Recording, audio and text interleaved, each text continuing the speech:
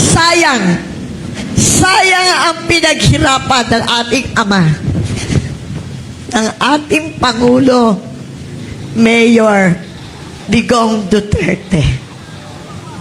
Sa panahon ng 2016, nang siya'y naging Pangulo,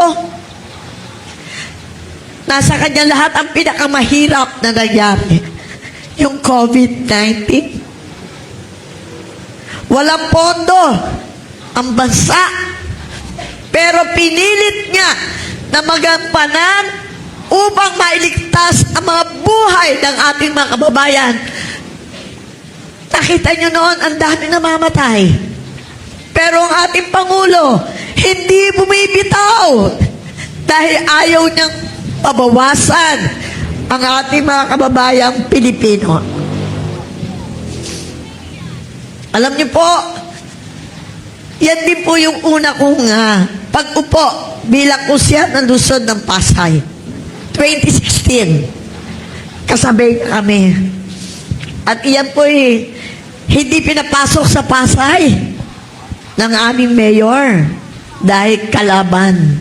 Siya po'y dilawan hanggang sa nagpapalipat-lipat ng kulay hanggang naandito siya sa kabilang partido. Pero kapag na po lalaban ng ating magiting na Vice President, lilipat din yon.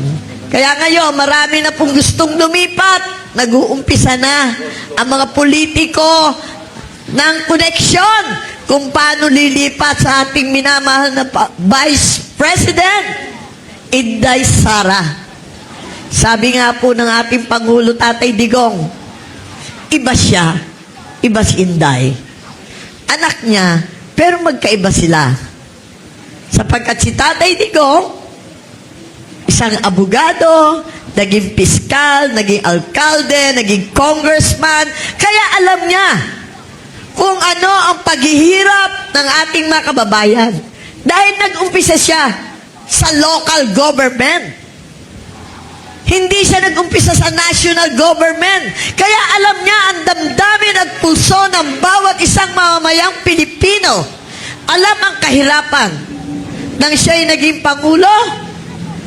Alam niyo po ba ang mga mayors? Takot. Takot mangurap.